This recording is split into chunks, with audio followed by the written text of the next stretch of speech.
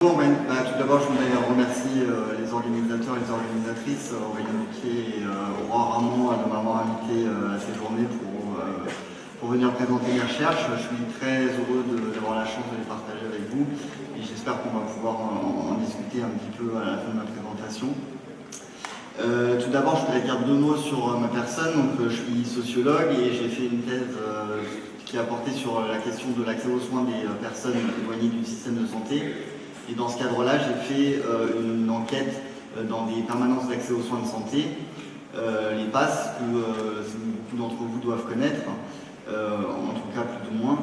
Voilà, l'enquête a été réalisée sur une période de 4 ans, pendant lesquelles j'ai régulièrement fait des observations dans des PASS et j'ai réalisé aussi une cinquantaine d'entretiens avec des professionnels qui travaillent dans les PASS et autour des PASS.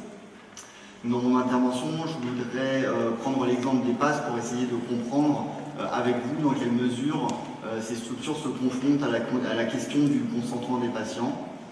Alors même si mon enquête n'a porté que sur les PASS, cela ne signifie pas que l'analyse se limite à ces structures. Il y a des possibilités d'extrapoler dans d'autres structures qui prennent en charge des personnes vulnérables. Alors tout d'abord, un bref rappel sur ce que sont les PASS. Les PASS, donc les permanences d'accès aux soins de santé, elles ont été issues de la loi de 1998, comme l'a rappelé ma collègue juriste. Donc la loi de 98 de lutte contre les exclusions, ce sont des structures hospitalières qui visent à prendre en charge les patients qui sont éloignés des structures de soins classiques. Alors la plupart du temps, la raison pour laquelle ces personnes sont éloignées des structures de soins classiques, c'est qu'elles n'ont pas d'assurance maladie, elles ne sont pas assurées. Donc lorsqu'ils viennent à la PASS, les patients peuvent rencontrer tout d'abord une assistante sociale qui va les aider dans les démarches en vue d'acquérir une couverture maladie lorsque cela est possible. Et dans un deuxième temps, ces personnes vont pouvoir éventuellement accéder aux consultations médicales de l'hôpital et à la pharmacie, donc ce qui va leur permettre un accès aux soins et un accès aux médicaments. Donc, le premier pôle, c'est l'accès aux droits, et le deuxième pôle, accès aux soins et aux médicaments. Une autre chose importante à savoir par rapport au PASS, c'est que le public qui y va est constitué en grande majorité de patients étrangers qui ont un statut de séjour précaire, c'est-à-dire qu'ils sont souvent soit en situation régulière, soit arrivés récemment sur le territoire français.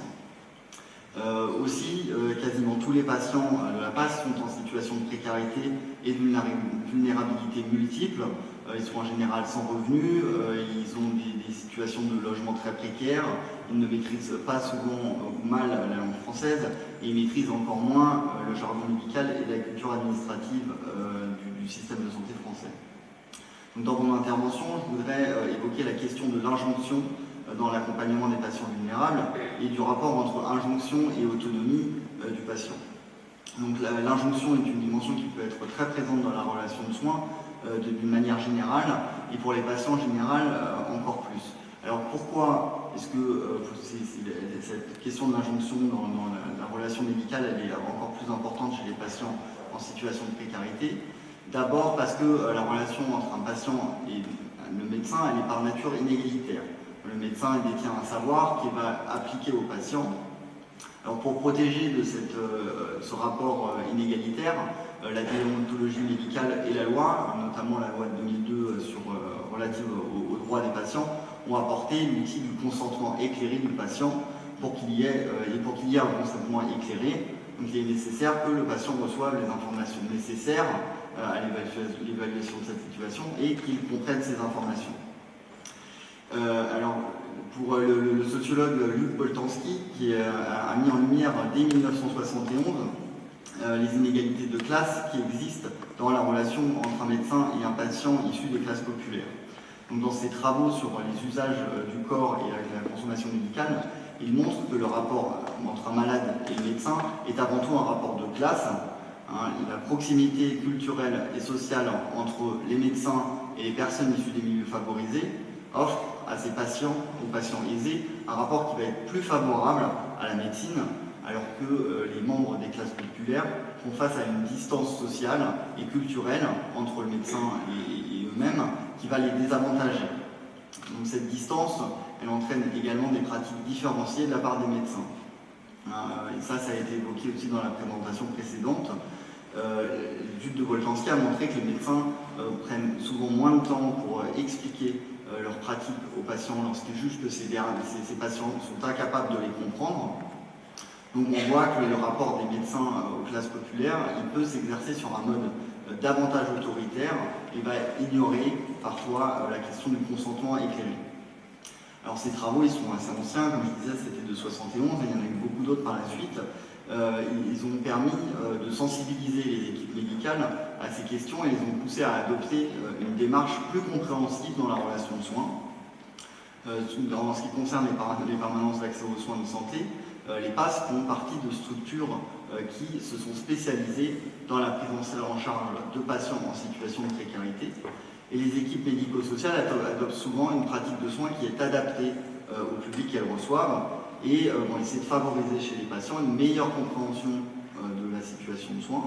Alors pour cela, par exemple, ils ont recours à l'interprétariat professionnel pour les patients qui sont francophones ou vont, par exemple, prendre le temps nécessaire pendant la consultation pour expliquer dans des termes simples ce qu'il est en train de se passer pendant la consultation.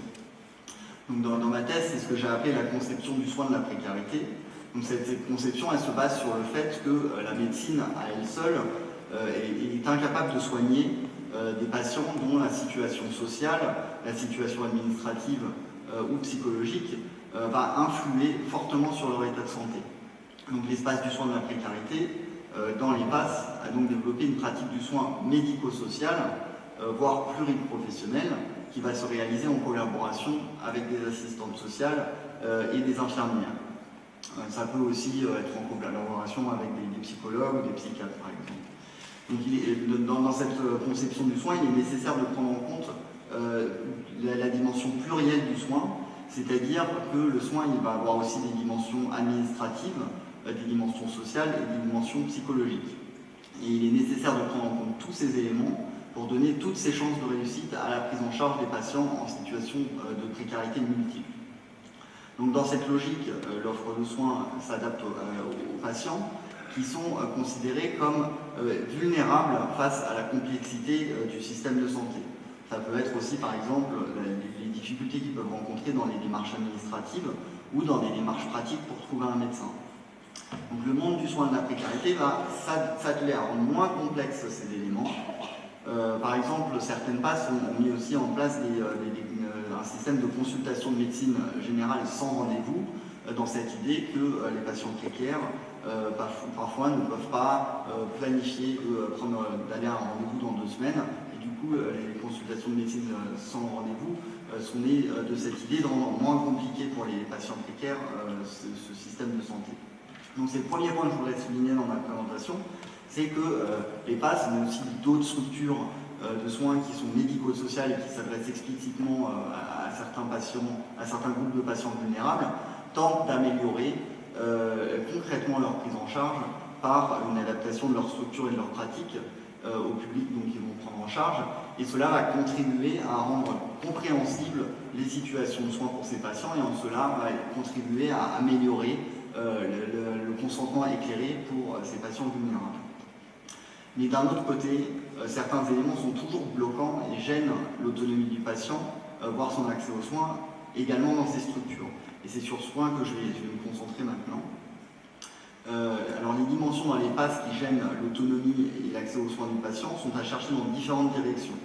Il s'agit notamment du contexte assistentiel de ces structures sur lequel je vais développer dans quelques instants.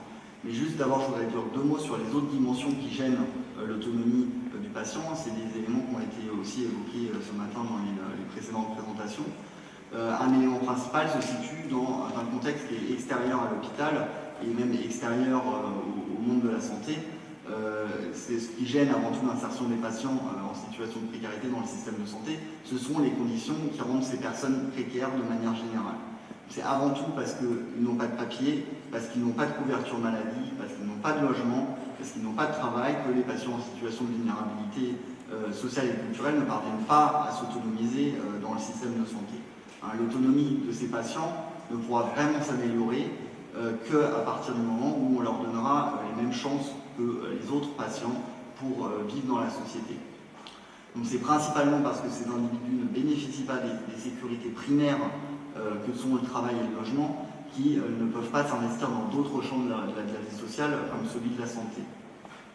Mais revenons au caractère assistentiel des permanences d'accès aux soins de santé.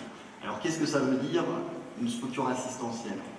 L'assistance, ce sont des institutions qui aident les plus démunis et les protègent contre ce que le sociologue Robert Castel appelle les grands risques sociaux. Les grands risques sociaux, ce sont ceux de la santé, enfin de la mauvaise santé, du mal logement, de l'absence de travail et de la vieillesse. Ça, ce sont les 4 grands risques sociaux. Alors les structures d'assistance, elles se distinguent des institutions d'assurance qui elles aussi luttent contre les grands risques sociaux. Elles s'en distinguent parce qu'il n'est pas nécessaire de cotiser pour y accéder. L'assistance, ce sont des dispositifs d'aide qui s'adressent aux plus démunis. Pour y accéder, il est nécessaire de prouver la situation de pauvreté et de prouver la situation de besoin. Donc généralement, l'assistance consiste en une aide ponctuelle. Elle n'est pas pensée pour être utilisée sur le long terme. Donc on voit ici comment la PASS fait partie de l'assistance. La PASS fournit une aide ponctuelle. Ce n'est pas une assurance maladie. On ne peut pas aller à la PASS en disant c'est mon lieu de soins régulier. Et cette aide ponctuelle ne peut être obtenue que sous certaines conditions. Les conditions, c'est les conditions de pauvreté et de maladie. Enfin, il faut être pauvre et malade pour pouvoir accéder aux soins à la PASS. Cette conditionnalité de l'accès à la PASS implique que chaque patient subisse un examen individuel de sa situation médicale et sociale. En ce sens, la PASS va s'apparenter aux aides qui sont distribuées dans les CAF, les centres d'affaires familiales, que le sociologue Vincent Dubois a observé. Donc l'aide à la PASS, comme dans les CAF, est distribuée au cas par cas, ce qui va instaurer une dimension de contrôle et permet un travail fin de traduction administrative et d'assignation des identités. Alors, je vais revenir là-dessus.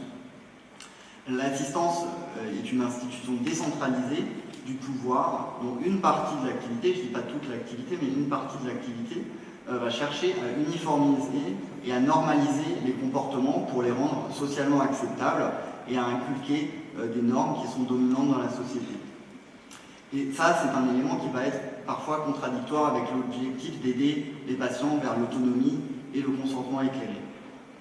Alors, Robert Castel, un sociologue qui a travaillé sur l'assistance, il voit dans le retour des politiques d'assistance qui a eu lieu à partir de la fin des années 80 un processus d'individualisation du droit et des protections qui tend à faire porter la responsabilité de la condition sociale sur les individus. C'est-à-dire leur condition de pauvreté, la responsabilité va être portée sur les usagers de l'assistance et non pas sur les mécanismes sociaux structurels comme peuvent l'être la crise économique ou le chômage qui sont pourtant largement à l'origine des situations de pauvreté qu'on rencontre dans ces structures. Alors pourquoi est-ce que la responsabilité tend à être rejetée sur l'individu? Parce que les nouvelles mesures d'assistance tendent à adopter une logique d'insertion. C'est-à-dire que ces politiques cherchent à rendre les usagers autonomes. Alors pour comme un autre exemple d'une structure d'assistance, le RSA, pour le RSA, il va s'agir d'insérer dans le marché du travail. Pour la PASS, il s'agit d'insérer dans un système de droit commun par l'acquisition d'une assurance maladie. On pense que pour insérer les patients précaires, un élément essentiel, c'est de les insérer dans le droit commun et donc de leur procurer une assurance maladie. Parmi les usagers, ceux qui arrivent à s'insérer vont être considérés comme des bons usagers et ceux qui n'y arrivent pas tendent à être considérés comme des mauvais usagers. Alors je voudrais en revenir un peu plus précisément sur mon enquête dans les PASS. Je voudrais montrer pourquoi cet aspect des politiques d'assistance, l'injonction à l'insertion dans le système de santé, peut parfois avoir l'effet inverse de celui escompté et conduit à catégoriser des patients comme des mauvais usagers de l'assistance parce qu'on pense qu'ils ne souhaitent pas s'insérer socialement et qu'ils se complaisent dans un système d'assistanat.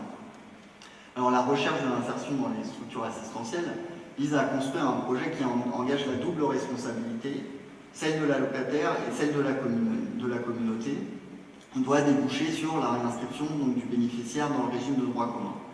À la PASS, donc, comme je le disais, l'insertion au travers de l'acquisition d'une couverture maladie, va être un élément central. Les patients sont censés acquérir le plus vite possible une couverture maladie et ainsi sortir le plus vite possible du système d'assistance qui est la PASS. Si ces démarches ne sont pas réalisées par les patients, ils se confrontent à la critique des professionnels qui vont attribuer à ces patients la responsabilité de l'échec de la démarche d'insertion. Alors l'activité d'insertion grâce à l'acquisition d'une couverture maladie est un passage obligé pour accéder à la PASS. Elle représente pour cette structure l'intérêt supérieur du patient puisqu'elle est la condition de son autonomie dans le système de santé et de sa sortie du système assistentiel. Donc à cela s'ajoute qu'elle est également considérée comme nécessaire dans des considérations budgétaires. Pour acquérir une couverture maladie, c'est aussi faire sortir le plus rapidement possible le patient du système de PASS, pour lequel c'est l'hôpital qui porte les coûts du patient.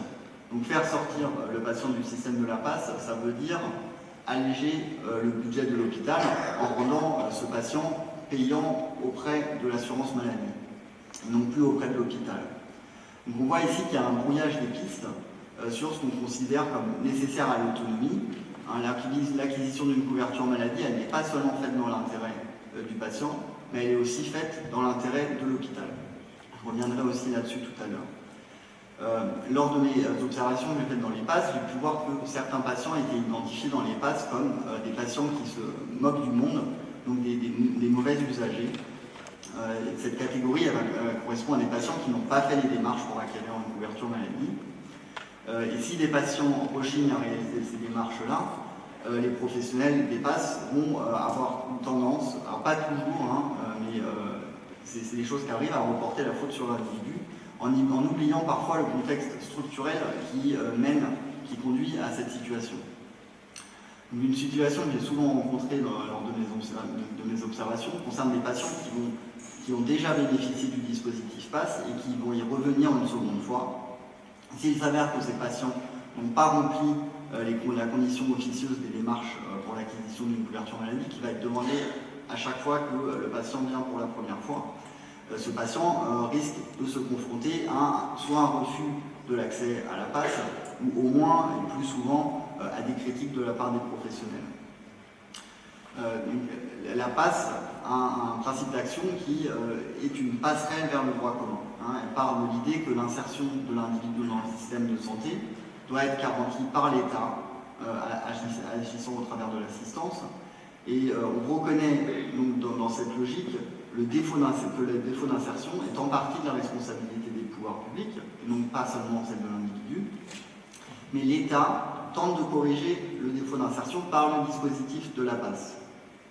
Et en retour, le patient doit se soumettre à l'activité d'acquisition d'une couverture maladie. C'est le deal qui est en place à la PASS. C'est ce qu'a expliqué aussi la sociologue Isabelle Astier, parce que c'est un mode de fonctionnement qui est très présent dans tous les systèmes d'assistance. Les systèmes d'aide moderne ont été élaborés pour lutter contre ce qu'on appelle l'assistanat et pour mener vers l'autonomie qui est érigée en normes sociales supérieures et qui suppose aussi un usager actif. Donc dans ce système, la démarche d'autonomie permet de placer la responsabilité sur l'individu en cas de réussite comme en cas d'échec. Donc ce système permet de distinguer, comme je le disais, des bons des mauvais usagers en condamnant une certaine forme de paresse qui serait à l'origine de la mauvaise pauvreté pour ceux qui n'arrivent pas ou ne veulent pas aller vers l'autonomie et s'insérer. Alors, lorsque les patients rechignent à réaliser les démarches d'acquisition d'une couverture maladie, les travailleurs sociaux de la PASS voient parfois un comportement de profiteur dans l'attitude des patients, comme s'ils souhaitaient profiter du système de la PASS gratuitement, sans en contrepartie chercher à s'autonomiser. Ces patients rompent ici le contrat d'aide qui marchande une prestation de soins contre l'insertion dans le système de couverture maladie. Alors dans ces cas-là, la condamnation morale est reliée à un mauvais usage de la structure assistentielle, dans le sens où le patient ne respecte pas la logique d'insertion. Elle permet de rejeter la faute sur l'individu et ici ignore les aspects structurels qui mènent à ces comportements. Dans l'analyse que j'ai faite du terrain, on voit d'autres éléments qui entrent en jeu dans ce comportement, notamment la dimension de contrôle qui est présente à la PAS en tant qu'organe de l'État qui travaille auprès d'individus vivant dans une grande part d'entre eux dans la clandestinité. Et c'est sur cet élément que je voudrais m'attarder maintenant quelques minutes. Le contrat d'insertion réalisé par l'acquisition d'une couverture maladie se confronte à des difficultés liées aux conditions de vie des patients. Et ça, c'est des choses qui ont été évoquées aussi ce matin et que j'ai déjà aussi rapidement évoquées. Les patients des PAS sont particulièrement démunis en termes de ressources et de connaissances pour naviguer dans le système de soins ou pour réaliser des démarches administratives. La précarité économique, la nécessité de faire face aux problèmes du quotidien entraîne des difficultés à se projeter dans l'avenir. Et souvent, la priorité se concentre sur les besoins de base et non sur la santé, et encore moins sur l'acquisition d'une couverture maladie. Cette hiérarchisation des priorités va s'ajouter à des difficultés pratiques. Rassembler les documents nécessaires, même s'ils sont peu nombreux, peut être des fois très compliqué pour des personnes migrantes qui n'ont pas de logement et qui n'ont pas accès, par exemple, aux outils informatiques. Se rendre à l'hôpital ou à la caisse d'assurance maladie peut aussi comporter des risques pour des personnes qui sont en situation régulière. Cela peut être compliqué quand on a un travail et qu'on n'a pas possibilité de se déplacer facilement. Aussi, l'incapacité de se repérer dans le système de santé, la méconnaissance des droits, la mauvaise, voire l'absence de maîtrise des compétences nécessaires pour effectuer les démarches administratives, l'incompréhension de la langue française, tous ces éléments sont autant de barrières qui s'accumulent avec un effet multiplicateur, c'est-à-dire que l'addition de plusieurs de ces barrières va démultiplier les chances que ces démarches administratives échouent. Comme on l'a vu, une des particularités de l'espace du soin de la précarité, donc des PAS et d'autres structures, est d'adapter la prise en charge aux difficultés que rencontrent ces patients. Cette adaptation de la prise en charge n'est pas nouvelle pour les travailleurs sociaux, pour qui la prise en compte des différents aspects de la vie sociale qui gênent la prise en charge médicale est l'une des bases de leur travail quand ils travaillent dans le milieu médical. Donc cette approche adaptée du contact avec le patient peut se révéler très efficace lorsqu'il s'agit de l'accès aux droits. Dans certaines PAS, on a mis des dispositifs en place qui vont tout faire pour aider l'acquisition d'une couverture maladie de manière simplifiée pour les patients. C'est-à-dire que, par exemple, dans une PAS, ils avaient mis en place un dispositif qui permettait d'envoyer des dossiers de demande d'aide médicale dès la première rencontre avec le travailleur social. Ils avaient pour ça acheté un appareil photo qui permettait de prendre des photos d'identité sur place pour les envoyer directement au service de la CEPAM. Dans de nombreuses PAS, il y a des étroites collaborations avec les caisses primaires d'assurance maladie qui permettent d'avoir des échanges rapides et d'accéder assez rapidement à la couverture maladie, etc. Donc il y a beaucoup de dispositifs qui vont être mis en place comme ça. Et d'ailleurs, dans les PAS qui vont essayer d'objectiver les difficultés structurelles que les patients rencontrent dans l'acquisition d'une couverture maladie, dans ces PAS, les catégorisations en tant que fainéants ou en tant que patients qui se moquent du monde sont beaucoup plus rares que dans les PAS qui ne le font pas. Et c'est pareil aussi pour les PAS qui font des formations auprès des professionnels pour expliquer les problématiques qui vont croiser santé et précarité. Mais malgré tout, même lorsque les PAS s'adaptent aux difficultés, il existe d'autres difficultés structurelles qui vont continuer à gêner l'adhésion des patients à la logique d'insertion. Alors, de nombreux interlocuteurs que j'ai eus dans les PAS ont évoqué la crainte des patients étrangers en situation précaire d'être fichés lorsqu'ils tentent d'accéder à leurs droits. Une infirmière d'une PAS m'expliquait que ces patients-là avaient une épée de Damoclès qui pendait au-dessus de leur tête et que c'est pour ça que pour ces patients qui vivent dans la clandestinité, donner une preuve d'identité dans une situation publique ne va pas de soi. Donc il y a un grand décalage des fois entre les attentes des professionnels et celles des patients qui souhaitent garder l'anonymat. Et bizarrement, j'ai jamais rencontré dans toutes les PAS que j'ai visitées la possibilité d'accéder aux soins anonymement et gratuitement. Alors ça, c'est jamais une option, et une des raisons principales, c'est à cause de ce contexte assistentiel et aussi du contexte hospitalier, qui crée à la passe un contexte qui incite à un mode d'interaction plutôt prescriptif, avec cette norme, cette injonction à l'acquisition d'une couverture maladie. Alors ça repose sur deux éléments. D'un côté, le côté assistentiel, qui fait que,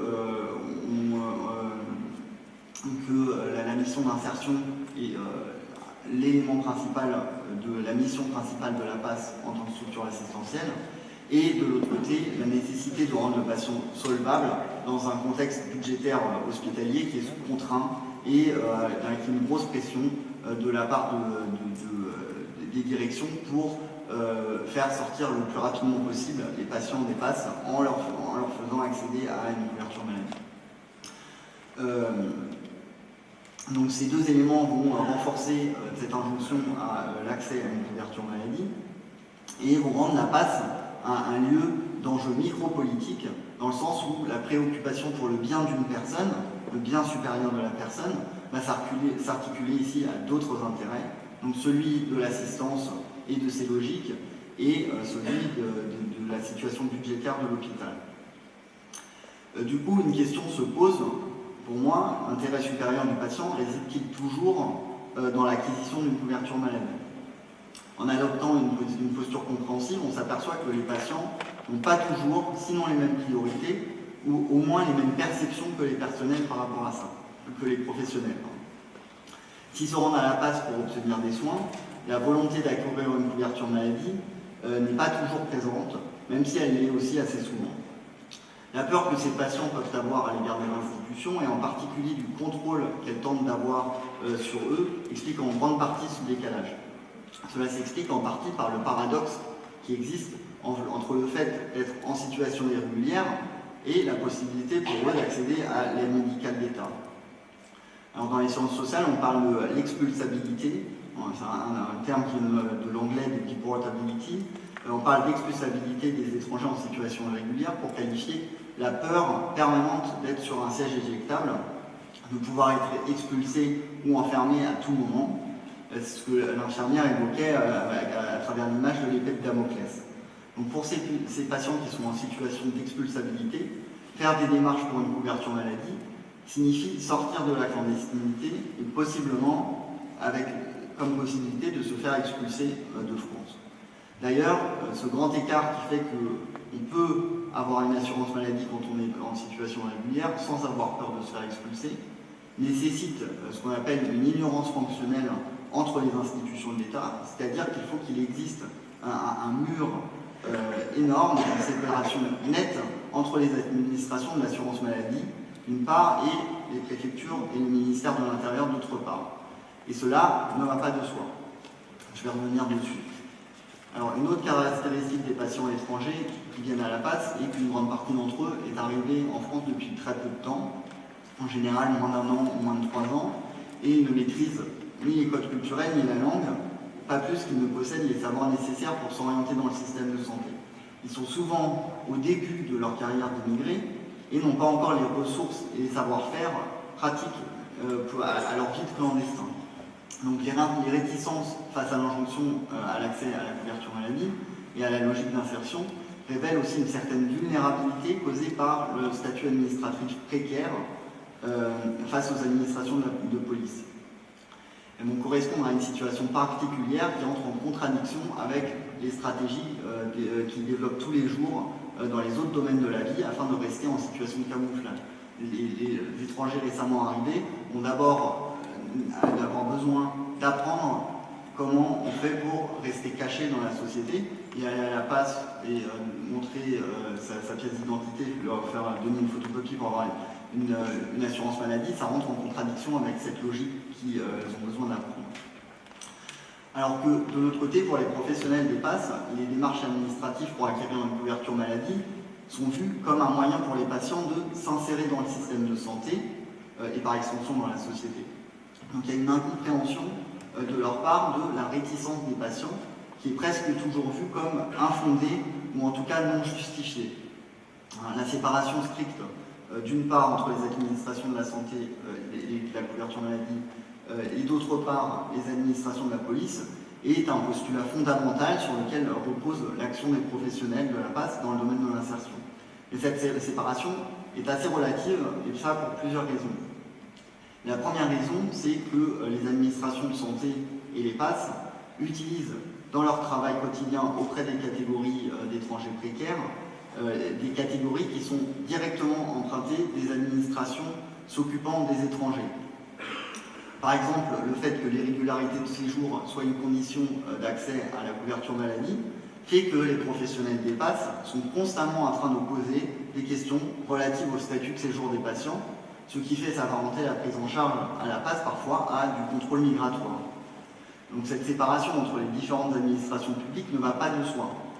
Il y a une porosité, notamment dans les catégories qui sont utilisées par ces deux administrations, surtout pour les patients qui ont souvent peur d'être fichés par les professionnels de la PAS. Une deuxième raison, c'est chez les professionnels, il est couramment admis que la PAS est une institution de contrôle, n'est pas une institution de contrôle, et qu'elle ne constitue aucun danger pour les patients. Au contraire, elle est vue comme une structure d'aide qui est sûre. Mais si cela est vrai pour la plupart du temps, dans 99% des situations, certains éléments vont quand même inviter à nuancer cette affirmation et à considérer cette structure comme multidimensionnelle. L'hôpital est un outil de gouvernement bien connu. Alors, et historiquement, il avait des fonctions importantes de répression et d'enfermement et de maintien de l'ordre, notamment des populations pauvres. Alors, s'il a perdu en grande partie ces fonctions-là qui lui étaient données historiquement, il demeure quand même l'un des seuls lieux institutionnels où les plus pauvres et les migrants en situation irrégulière sont répertoriés et recensés, même si la raison première n'est pas le contrôle migratoire. L'autre organe d'État qui rassemble les informations sur les étrangers en situation irrégulière, c'est l'assurance maladie, au travers de l'AME. Et d'ailleurs, on voit les usages politiques qui sont faits de l'AME régulièrement, notamment pour évaluer le nombre de migrants en situation irrégulière qu'il y a en France, mais aussi pour dénoncer cette situation par les politiques de droite. L'activité importante d'accès aux soins au droit va transformer à certains égards la PAS en une antenne de l'assurance maladie, de qui elle va hériter certaines pratiques administratives, notamment en termes d'accumulation de documents officiels sur les patients. Et cela va s'ajouter à une autre pratique administrative, celle de l'hôpital, qui a développé des pratiques d'identito-vigilance qui font qu'il y a aussi une injonction à donner son identité quand on vient à l'hôpital. Donc la PAS, en ce qu'elle est un lieu centré sur l'accès au droit, a intégré dans ses pratiques la récolte de ces informations. Et comme les papiers nécessaires pour acquérir ces dernières deviennent de plus en plus nombreux, les professionnels des PAS sont eux aussi contraints de demander de plus en plus de papiers officiels aux patients. Maintenant, je voudrais vous donner un exemple concret d'une observation que j'avais fait dans une PAS et qui caractérise assez bien ce que je suis en train de vous raconter. Alors j'attendais à l'accueil de la PAS pour rencontrer la médecin qui est responsable de la structure, et j'ai assisté à une scène entre un patient, l'agent d'accueil et l'assistante sociale. Donc il y a un patient qui est arrivé à l'accueil, et l'ambiance était tout de suite très tendue à l'accueil.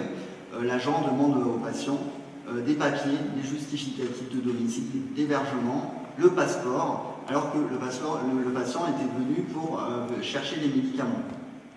Alors ce dernier ne comprend pas pourquoi les professionnels de la PAS ont besoin de ces papiers et demande « mais pourquoi vous voulez avoir tous ces papiers ?» L'assistante sociale lui répond « ça coûte très cher les médicaments, d'abord on fait la sécurité sociale et après on fait les analyses. Il faut revenir avec tous les papiers et ceux de votre femme. Est-ce qu'elle a un titre de séjour, votre femme ?» Donc là on voit dans cette situation que le premier contact à la PAS, une des préoccupations principales va résider dans la récolte d'informations sur la situation administrative des plus patients. Ces informations elles sont volontiers extraites de documents officiels qui sont automatiquement photocopiés et insérés dans le dossier du patient. Ces documents vont devenir obligatoires assez rapidement au moment où on va faire une demande de couverture maladie. Et là, on va demander tous les documents que j'ai évoqués, certificat d'hébergement, déclaration de ressources, etc. Et ça peut même aller jusqu'au document d'identité du conjoint. Donc on voit ici que le décalage peut être grand entre la demande du patient, qui était décide de venir chercher des médicaments, et l'obligation de fournir une quantité importante de documents officiels, apparemment sans rapport avec la demande de soins du patient. Et on voit que dans ces éléments-là, la PAS s'éloigne d'une pratique qui est adaptée aux patients en situation de précarité, qui n'ont pas toujours envie de... Enfin, on complique un peu la prise en charge en santé. Un autre élément qui souligne la fragilité de la séparation entre hôpital et administration de l'immigration résidait dans une circulaire qui est sortie en février 2006. C'est la circulaire sur les conditions d'interprétation d'un étranger en situation irrégulière. Et cette circulaire donne la possibilité de recourir à des arrestations et des contrôles d'identité par les forces de police à l'intérieur des structures de soins. L'immixtion des forces de police dans des structures de soins pour y busquer des sans-papiers est une forme extrême des politiques restrictives contre l'immigration.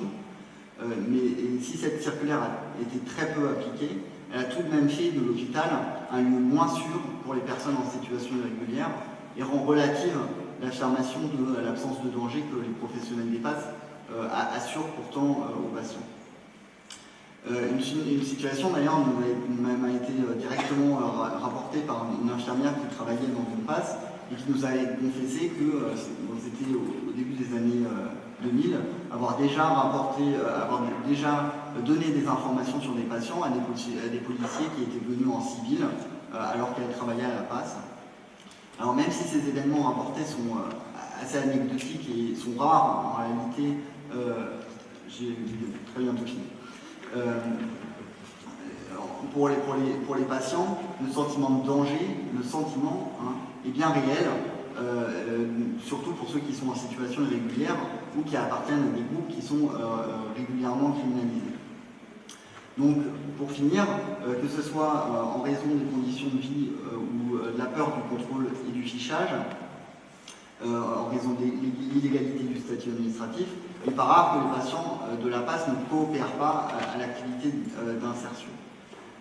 Le modèle d'assistentiel incite les professionnels à attribuer la responsabilité du manque de coopération aux seuls patients, évitant ainsi de questionner le système assistentiel lui-même ou les autres causes structurelles qui poussent à ces comportements. Donc on voit que dans certaines situations, la tentative d'agir pour le bien du patient, pour son autonomie, va à l'encontre de ce que le patient lui-même voit comme relevant de son autonomie. Pour certains patients, la possibilité de rester anonyme est une manière de sauvegarder une forme d'autonomie dans la société et dans le système de santé. Donc pour conclure, et ce serait mon conseil pour améliorer la démarche d'autonomie dans l'accompagnement des personnes en situation de vulnérabilité, il est nécessaire de rendre les structures de soins comme les PAS davantage flexibles dans les attentes qu'elles ont des patients. Il faudrait introduire davantage de casuistique, c'est-à-dire une analyse au cas par cas dans la prise en charge des patients et d'adapter encore davantage à leur situation, ce qui cela nécessiterait parfois de laisser de côté dans un premier temps les démarches administratives pour qu'ils règlent d'abord leurs problèmes de santé et qu'ils apprennent à connaître le système de santé. Je ne veux pas du tout nier le gain d'autonomie que les patients acquéraient avec une couverture maladie, mais les préoccupations des patients en situation de vulnérabilité se situent parfois ailleurs, et prendre au sérieux ces préoccupations serait un pas important vers une considération de ces patients en tant que sujet autonome et comme sujet agissant. Voilà. Je vous remercie de votre attention.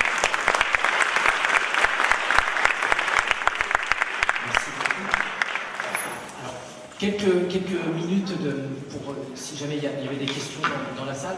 Et puis avant que éventuellement des questions soient posées, moi j'en avais juste quelques éléments sur votre recherche, sur peut-être la durée et les territoires dans lesquels cette recherche a été menée. Est-ce que vous pouvez nous donner peut-être quelques précisions? J'ai fait ma thèse, j'ai commencé à travailler sur les PAS en 2010, et mon enquête empirique s'est arrêtée en 2015.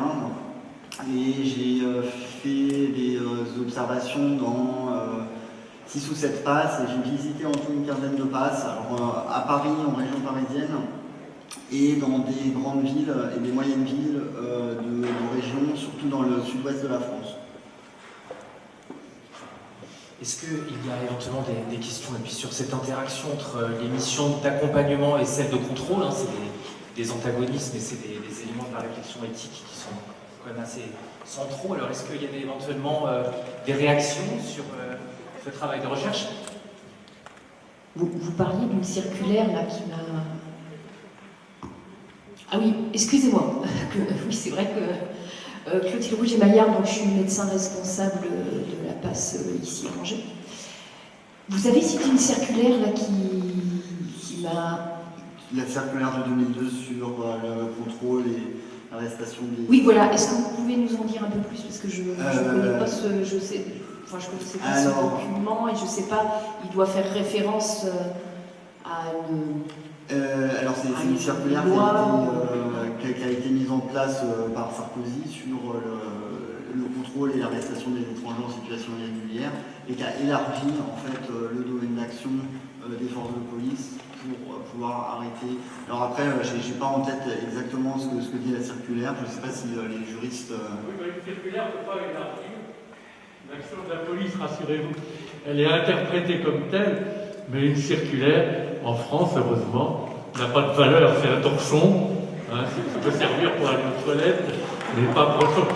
C'est ce qu'on enseigne, nous, dans les facultés de droit depuis toujours. Et en plus, une circulaire de 2002, mais c'est l'esprit de ce texte que vous avez relaté, qui est repris certainement par des lois et qui fait que les gens se sentent contrôlés. C'est pas la circulaire elle-même, c'est son côté un peu symbolique. Voilà. Oui, exactement. Je dirais que ce qui est important, et c'est vrai que cette circulaire elle n'a jamais vraiment été appliquée, que de toute manière les directeurs d'hôpital ont toujours le droit de décider si la police peut intervenir dans l'établissement. C'est-à-dire que la police n'a pas le droit d'intervenir dans l'établissement sans l'accord du directeur de l'établissement. Du coup, à la fin, c'est quand même la responsabilité du directeur de l'établissement de faire... Oui, exactement. Mais notamment, alors cette circulaire, symboliquement, elle a un pouvoir important de dire que les étrangers en situation régulière ne doivent pas se sentir en sécurité, même dans les hôpitaux, même dans les universités, même dans les écoles. Je pense qu'il y a beaucoup, dans les politiques migratoires délétères qu'on a connues en France ces 20 dernières années, on a beaucoup eu des tentatives d'intimider les étrangers en situation régulière de cette manière-là. Je pense, comme tous les acteurs, notamment des PAS, enfin, moi je vous remercie de cette communication parce que moi elle m'interpelle beaucoup, parce qu'en effet on est dans un système où on passe à la PAS, parce que justement nous, notre objectif en effet de penser que le meilleur accompagnement de la personne se fera parce qu'il est dans le droit commun. Je pense qu'on a bien sûr l'arrière-pensée, certainement une notion économique, mais qu'on n'a pas en tant que professionnel de la PAS. Ceci étant dit, enfin, ça m'interpelle beaucoup votre intervention, et je pense que peut-être les acteurs du social, des PAS, voilà, vont aussi être interpellés par votre présentation.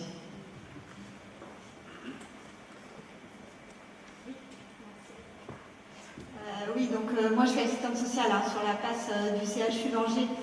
Alors bien entendu, cette dimension économique, on l'a en tête, mais heureusement, enfin nous en tout cas, sur nos pratiques en tant qu'assistante sociale, c'est vrai qu'on presse parfois la personne pour ouvrir des droits, pour avoir l'aide médicale d'État. Il ne faut pas oublier quand même que la mission première de la PAS, c'est l'accès aux soins. Donc moi, quand je presse une personne pour pouvoir activer son droit à l'aide médicale d'État, ça va être par exemple pour qu'il puisse ne plus venir me voir avec une rage de dents et pouvoir accéder à un dentiste enfin. Parce que là, c'est aussi des réalités économiques. On n'a pas forcément une passe dentaire sur le CHU. Donc c'est aussi ces choses-là que je voulais souligner. Oui, bien sûr, vous avez tout à fait raison.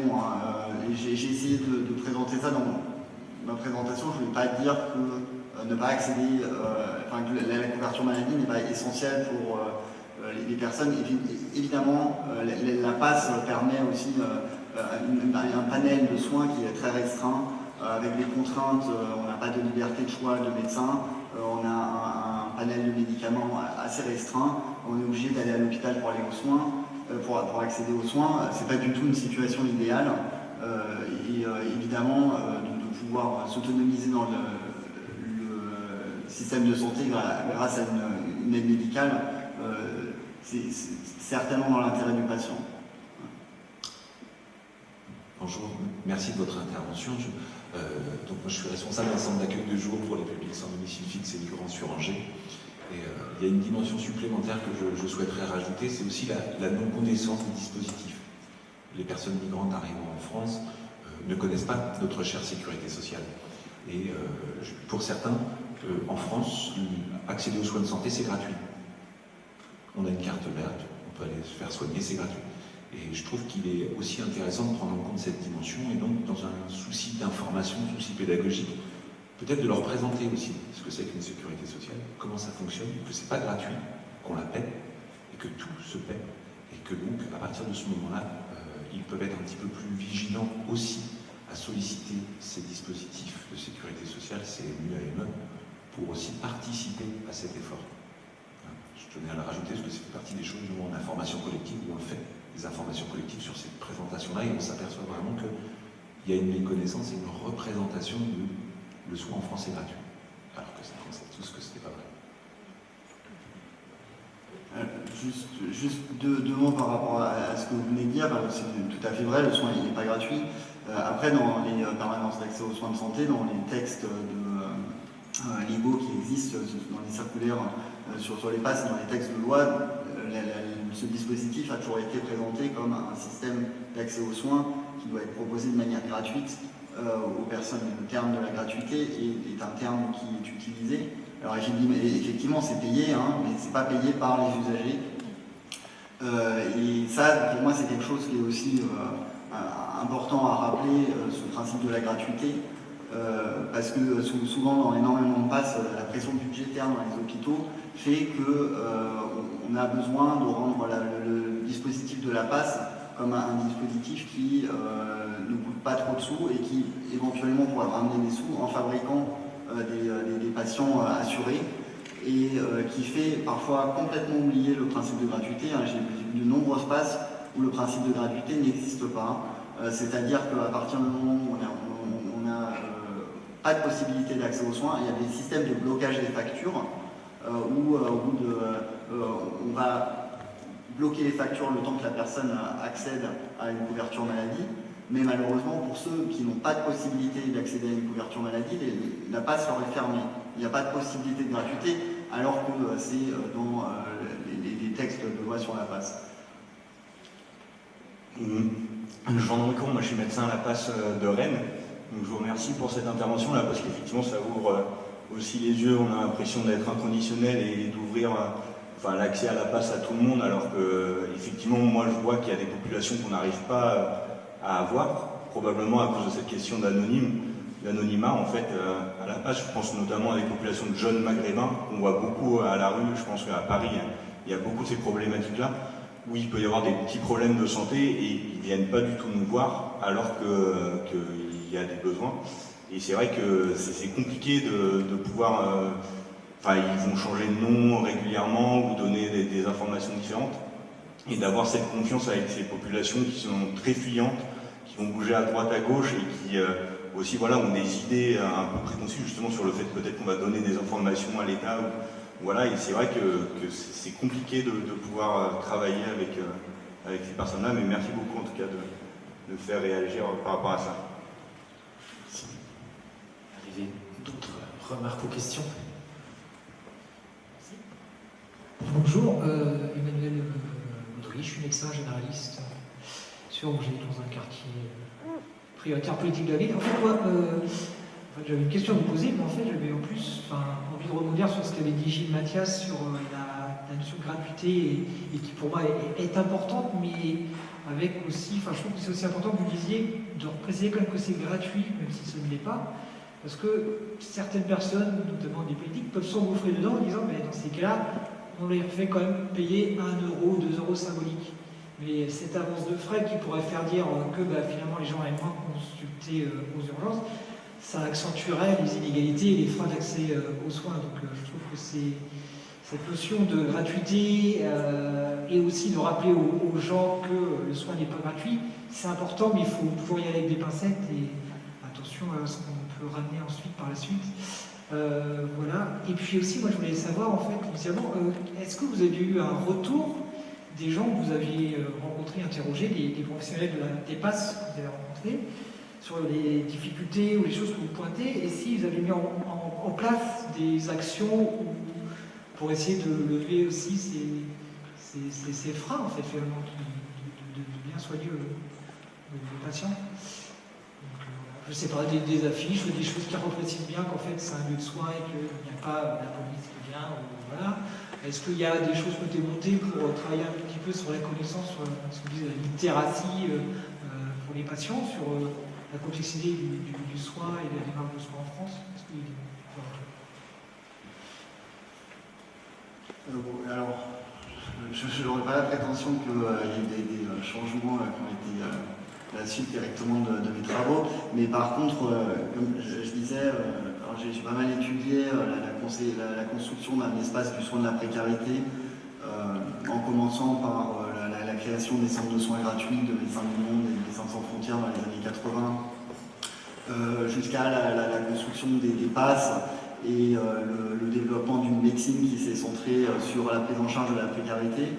Et ça, c'est une hypothèse que j'ai suivie dans ma thèse, que cet espace essaye de s'autonomiser à l'intérieur de l'espace plus grand des soins de santé, et qu'il y a une volonté de faire de la formation, d'avoir des diplômes universitaires, des DU universitaires. Il y a beaucoup de facs de médecine maintenant qui proposent des formations santé, précarité. Il y a beaucoup des associations comme le COMED, Médecins du Monde, les associations de l'ODSE, l'Observatoire de la défense des étrangers, de la santé des étrangers, qui jouent un rôle de garde-fou auprès des passes et qui vont essayer de pointer des dérives, des pratiques discriminatoires et essayer de faire évoluer les pratiques de soins vers plus d'inclusivité des patients. Du coup, moi je vois plutôt dans ces structures-là les structures associatives et les milieux professionnels qui se forment dans les universités, et aussi les associations professionnelles, notamment il y a le collectif PASS, mais aussi le collectif des APASRA en Rhône-Alpes, qui ont beaucoup travaillé pour réunir les professionnels des PASS et définir des guides de bonnes pratiques pour éviter des dérives dans des passes, c'est-à-dire des passes où il n'y a aucun temps médical. Une personne qui me disait que la passe c'est avant tout l'accès aux soins. Dans beaucoup d'hôpitaux, la passe c'est de l'accès aux droits, c'est une assistante sociale. Il n'y a pas de médecins qui sont dédiés aux soins à la passe. Et du coup, et alors ça c'est un problème de l'évolution, parce que les passes s'inscrivent dans les hôpitaux. Je plaide aussi pour qu'on crée des passes en dehors des hôpitaux, parce que les passes sont complètement écrasées dans les hôpitaux, et notamment par les réformes budgétaires et managériales dans les hôpitaux, qui font que la passe souvent dans les hôpitaux c'est une manne financière, la MIC-passe qui vient à l'hôpital, dont l'hôpital a besoin dans un contexte budgétaire très contraint, et a tout intérêt à rendre une passe avec le moins d'effectifs possible pour avoir une marge de manœuvre financière plus grande grâce à la passe. Alors il ne faut pas exagérer, je suis en train de dire le budget à la passe c'est pas non plus, c'est un petit budget à l'hôpital, mais le contexte hospitalier est assez néfaste pour les permanences d'accès aux soins de santé. Les hôpitaux n'ont pas vraiment intérêt à accueillir plus de précaires, et du coup je ne sais plus du pourquoi j'étais en train de raconter ça.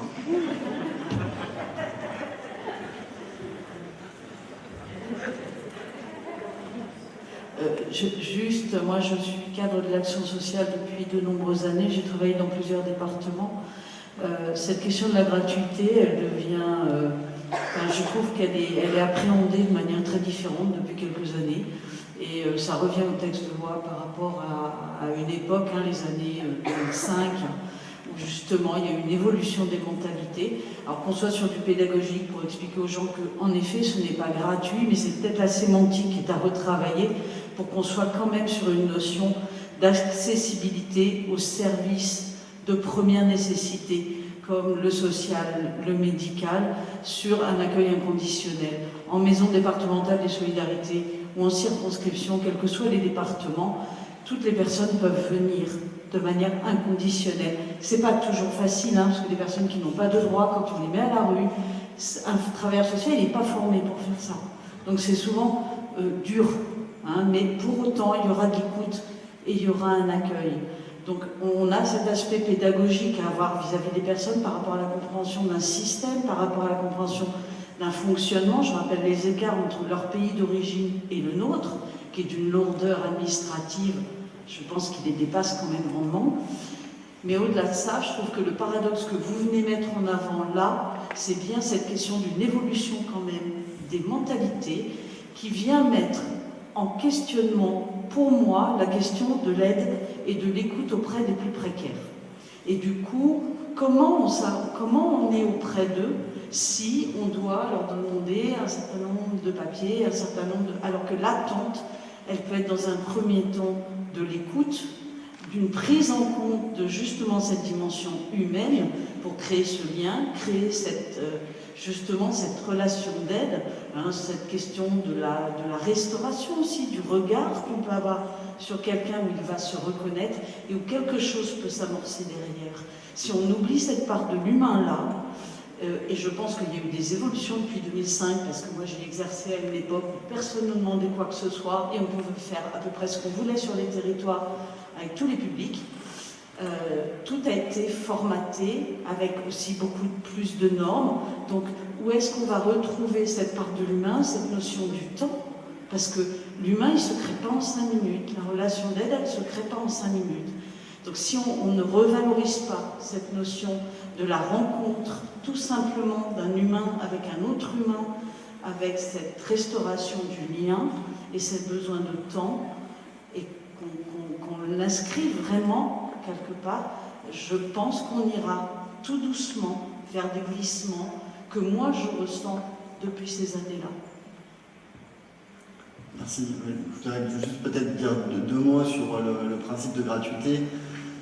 Je vais rappeler que historiquement l'hôpital c'est un lieu qui a toujours été gratuit, qui a toujours accueilli les populations démunies, que l'hôpital est devenu payant au cours du XXe siècle, et qu'il a gardé une petite partie d'accueil des plus démunis de manière gratuite au travers des urgences. Et je pense que c'est important aussi d'insister sur le concept de la gratuité, comme à l'école. L'école, elle est gratuite, et l'accès aux soins, à une protection à la santé, cette protection à la santé, elle doit aussi pouvoir être gratuite pour ceux qui en ont besoin. Il y a un principe en santé publique, quand on a des objectifs de santé publique, comme par exemple les politiques autour du sida, les centres de dépistage anonymes et gratuits, on arrive très bien à faire des centres qui sont anonymes et gratuits, de les labelliser comme ça, et que ce soit un principe fondateur de ces dispositifs. Et je me demande pourquoi on ne peut pas dire que les passes c'est gratuit, c'est écrit dans les textes, ils ont des financements par l'État qui visent à couvrir les frais de fonctionnement des passes. Pourquoi on n'arrive pas à en faire des dispositifs gratuits? C'est une question que je me pose aussi. On va aller manger.